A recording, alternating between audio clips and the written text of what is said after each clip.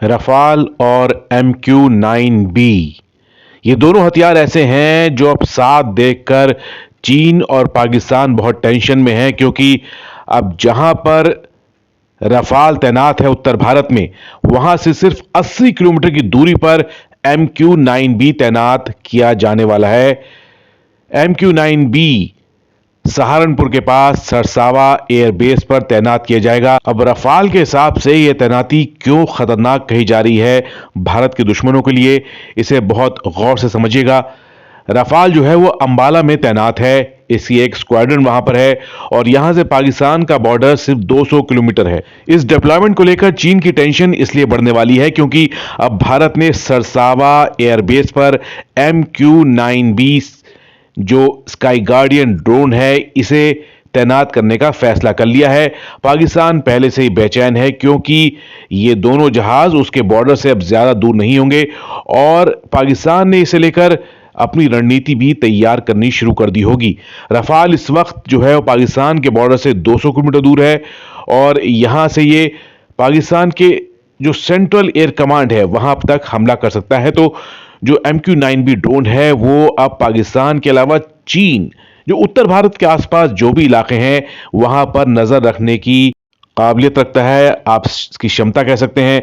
अब 36 घंटे तक ये हवा में मंडरा सकता है, ऐसा ड्रोन दुनिया में नहीं है। और जिस तरह के हथियार लेके ये उड़ता है, इसमें हेलफायर मिसाइल भी है, इसमें GBU जो पेव वे बम है वो भी है।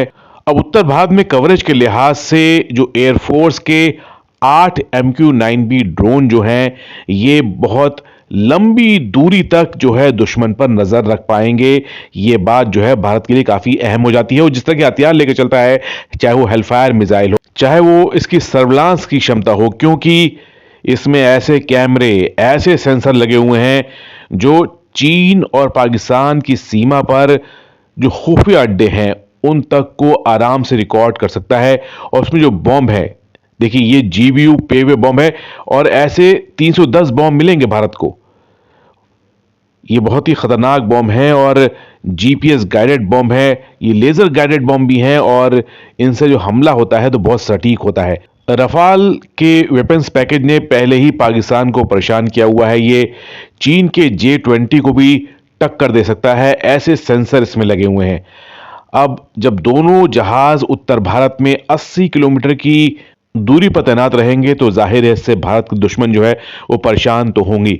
अब अमेरिका और भारत दोनों की अंडरस्टैंडिंग जो है उस पर भी बात की जानी चाहिए, क्योंकि अमेरिका से जो ड्रोन मिला है ये पाकिस्तान के लिए बुरी खबर है।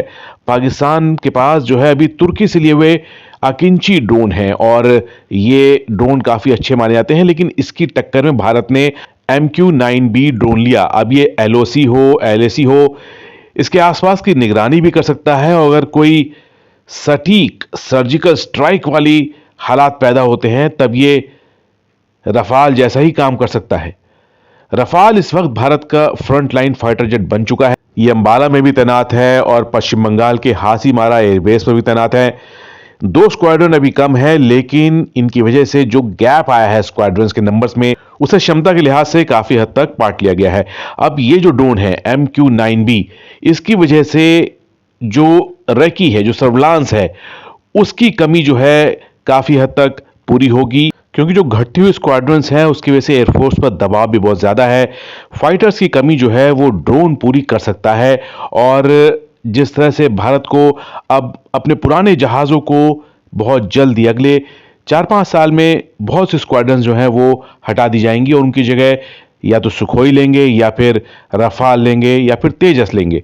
अब ऐसे में ज़रूरत है कि भारत जो है वो ड्रोन पावर को बढ़ाए, क्योंकि दुनिया में अब ज़्यादातर जो वायुसेनाएं हैं वो अनमैन्ड मशीन्स का इस्तेमाल कर रही हैं और MQ-9B दुनिया का सबसे बेहतर ड्रोन माना जाता है।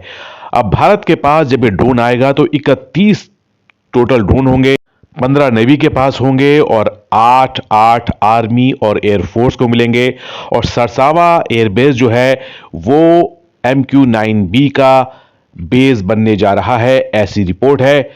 लिहाजा उत्तर भारत को आप कह सकते हैं कि जो आसपास की सीमाएं हैं, इंटरनेशनल बाउंड्रीज हैं, वो अब इस ड्रोन की नज़र में रहेंगी। यहाँ रफाल भी रहेगा और MQ-9B की वजह से इसकी सर्विलांस की जो कवरेज एरिया है वो भारतीय वायुसेना की बहुत बढ़ जाएगी। अगर आपको वीडियो पसंद आया है तो इसे लाइक कीजिए, वीडियो पे कमेंट कीजिए और शेयर जरूर कीजिए। डिफेंस एडिटर पर आपको सेना से जुड़ी नई खबरें हमेशा सबसे पहले देने की कोशिश जारी रहेगी। बहुत बहुत शुक्रिया।